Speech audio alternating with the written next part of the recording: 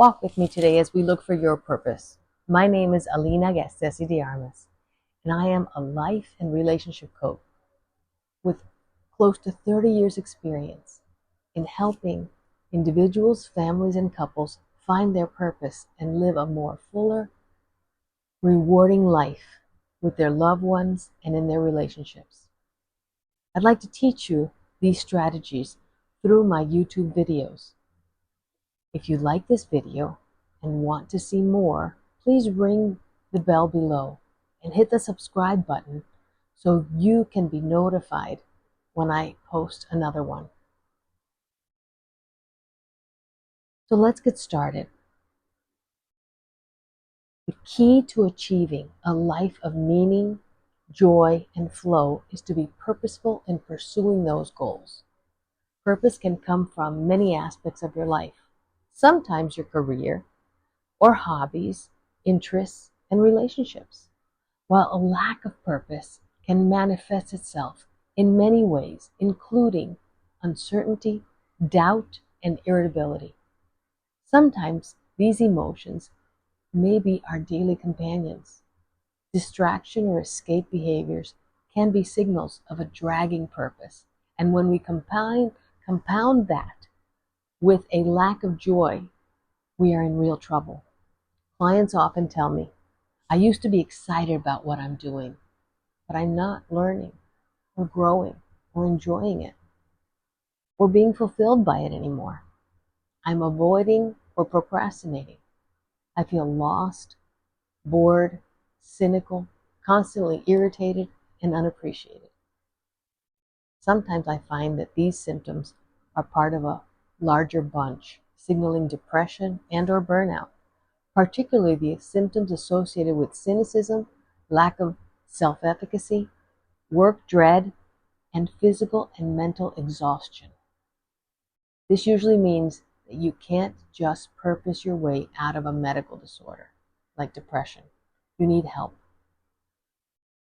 Let me pause now and remind you that if you need professional help for depression and/or anxiety, including but not limited to psychotherapy and medication, then please make sure you reach out to a professional that is academically and clinically equipped to help you. Today I'm going to share 3 ways you can develop a personal roadmap to purpose through a concrete plan known as reigniting your purpose. Purpose as a way of becoming very intentional and thoughtful about what you want. Purpose is what gets you up in the morning. It motivates, excites, and positively pushes you. When you live purposefully, other things tend to fall into place. It also makes it easier to make decisions. For example, just ask yourself, does this situation, altercation, decision fit into my purpose? Then decide if you want to pursue it. Purpose is a buffer against envy, comparisons, and FOMO. To be clear, cultivating a sense of meaning or purpose is imperative to mental health and can be protective against mental health symptoms, or when included with evidence-based treatments, can lessen their burden and help steady someone. But first, let's talk about misconceptions around purpose. Number 1, purpose can be fulfilled exclusively with our job. Let's clarify that. Purpose is more than a paycheck. A job can be a placeholder for quite a while until you master it. Then it starts feeling not as fulfilling as it once was, and your purpose is in flux. Number 2, second misconception around purpose is that purpose means doing something big and important. In other words, it should have the approval or buy-in of others. We can reframe that. Our purpose doesn't have to be big, glamorous, or approved by anyone. Your purpose doesn't need to be any of these things. and it doesn't need to appear on social media. It doesn't need to keep up with anyone. It doesn't need to align with what others think you should be doing. Misconception number 3. True purpose lasts a lifetime. The truth is, our sense of purpose may change with time. Your purpose at 18 will be different from your purpose at 80, for example. Awareness of your changing needs can help you better align with your purpose. You can update it often so that you are continually engaged in your life. I went from being a mother of 3 to an empty nester with my husband.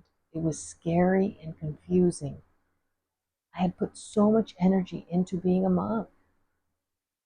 Although it allowed me to refocus my energies on my relationship with my husband, I struggled to allow my children to grow up as independent, free adults. That transition really hit hard, but years later, I'm a lot better and know where I need to go and what I need to do to keep the focus where I want it to be. Finally, let's find that pathway to reigniting your purpose. AIM is the acronym for reigniting your purpose. A stands for acknowledge. Acknowledge your life decisions, including those that brought you to where you are right now. I stands for identity. For identify. Identify what works and what doesn't work. What brings you meaning, joy, and what needs to happen to add both to your life. Finally, M stands for move forward. In other words, take active steps toward feeling a sense of meaning. Knowing your aim allows you to be deliberate about what you take on. Purpose doesn't always follow a linear path.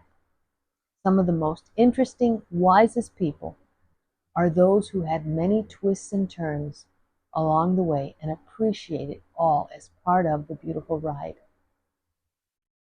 It lets you make the most of those twists and turns, glean lessons from them, and choose new trajectories and let go of those that no longer serve you.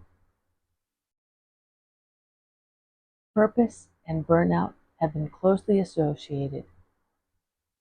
So a word to the wise, sometimes we're too invested in our purpose as well, like work or service, and not enough in our joy.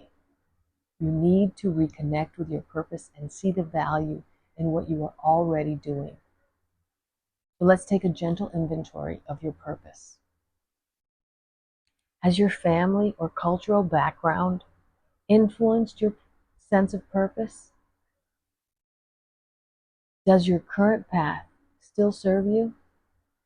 Knowing what you know now, which path will you choose this time? Like for me, it's how much energy and time did you put into your previous purpose,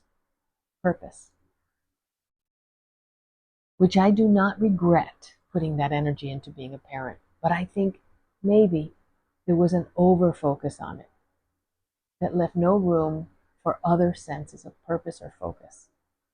I had to learn to let my children make mistakes despite the energy and time that I had put into their lives. I thought I could direct their decisions and attention with my dedication. I was so frustrated and afraid of letting them make their own mistakes and learn from them. It took me quite a while to revamp and refocus my purpose from their leader to their mother. I had to let them make their own mistakes, create their own paths, and learn from both. In the meantime, I had to find my own purpose in something else. I had to let go of what others would think. Unfortunately, some people didn't leave their opinions in their thoughts. They actually voiced them. Their negative disdain for my choices as well as my kids' choices. That was really hard to take and made me take another inventory of my transparency and need for others' approval. Wearing my kids' successes as a badge of honor or failures as a scarlet letter was excruciating. I had to let it go. Let go that my purpose was to make them perfect, give them a better life than I had. And the evidence of that would have been their success and lack of failure. I ignored their path and took on every one of their failures as evidence that my purpose had been for naught. I had to let grief and gratitude coexist. The grief that their imperfections were part of their life journey, and that they were not a reflection of my inadequacy. And the gratitude of knowing that their life path was theirs, that their successes had been earned by them, and their failures were there to learn from. I had to be okay to take time for both joy and meaning. I also had to really understand that taking my time was important for me and my family. Taking my time to ingest and properly process what was happening rather than reacting to it. I began to find meaning and joy through curiosity, learning, connection, movement, and in time, nature. I took a painting class, learned other crafts, and literally divested myself from my kids' purpose and reinvented my own. I became so physically ill at one point with their issues that I had to make a change. There was no other choice. Their life purpose had to come from them.